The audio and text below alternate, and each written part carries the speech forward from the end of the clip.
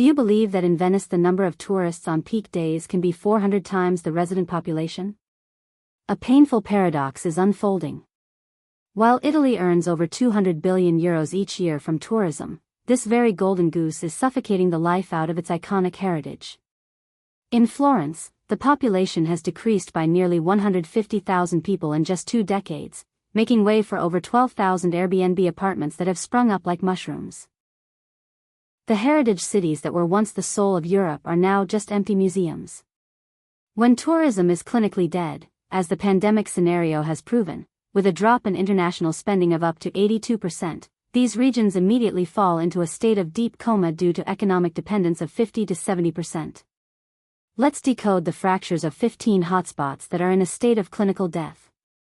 From ghost towns like KCO to villages with only 1/10 of their population remaining like San Stefano de Sassano, to draw valuable lessons about an industry that is suffocating its own soul.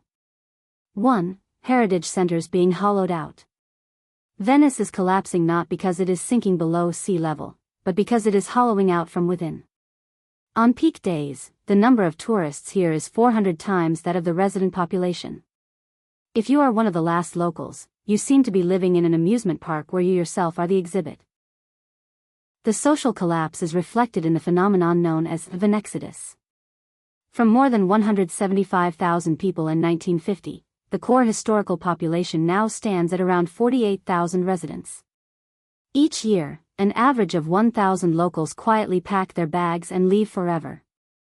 The invasion of the short-term rental economy is a direct blow.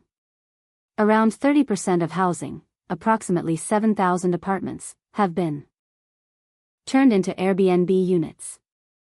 In 2023, Venice welcomed over 5.66 million visitors. Yet grocery stores and pharmacies serving locals have closed en masse, replaced by souvenir stalls. Public infrastructure now serves tourists more than residents. The high cost of living and lack of jobs outside tourism push younger generations to migrate. Venice now resembles a magnificent ship slowly sinking under its own weight. Far from Venice, we seek a place where silence is even more terrifying. Do you believe in a world-famous town that has only 10 permanent residents left? Civita di Bagnaregio sits precariously on an eroding hill. Today, fewer than 10 permanent residents remain. Yet visitors surged from 40,000 to 850,000 in just 7 years. During peak times, over 20,000 people arrive in a single day. Imagine that pressure on a fragile geological structure. Civita has turned into a living film set with no real community life left. Florence is not just a city, it is a symbol. But it is being crushed under approximately 10.5 million visitors each year. On average, there are 25 tourists for every resident. The population has dropped by nearly 148,000 in 2 decades.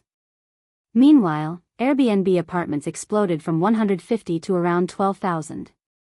The city has shifted from artistic creation to mass consumption of cheap replicas.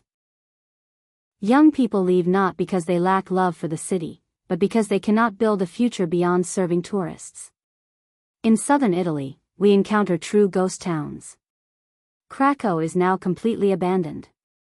Since an earthquake in 1980, its population has dropped to 0. It survives only as a tourist ruin and film location. Sambuca's Euro One House campaign promised revival. But many properties are bought by foreign investors who visit briefly each year. The town risks becoming a ghost luxury village rather than a living community. Matera, once a symbol of poverty, is now a tourism goldmine. But with over 25% of homes turned into short-term rentals, it has become dangerously dependent on tourism. When visitors stopped, the city effectively shut down. In the mountains of Abruzzo, Santo Stefano has only 108 residents left. The Albergo Diffuso model turned the village into a scattered hotel, bringing visitors, but raising questions about long-term sustainability. Calcata, revived by artists, now depends almost entirely on creative tourism. But isolation limits real economic growth. Bussana Vecchia was rebuilt by artists after destruction, yet many still lack legal recognition. It survives precariously on tourism and crafts. 2. Coastal and resort destinations. Positano is a seasonal stage. With only 3,700 residents, it depends almost entirely on tourism. In winter, it becomes nearly lifeless. Portofino has transformed from a fishing village into a luxury enclave. Locals are priced out, and everyday life has disappeared. Capri hosts up to 50,000 visitors daily in summer, despite having only about 13,000 residents. The island's economy is dangerously dependent on tourism cycles. Cinque Terre villages like Rio Maggiore have lost their traditional industries. Fishing has faded, replaced by tourism-driven income. 3. Silent historic towns. San Gimignano has become an open-air museum. Bustling by day, but eerily empty at night. Pienza, once designed as an ideal city, now faces youth migration and demographic collapse. Final reflection.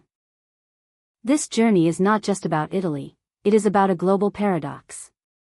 We preserve monuments but lose communities.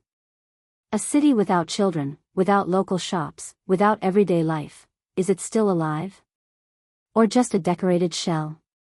When each Airbnb opens, a local home disappears.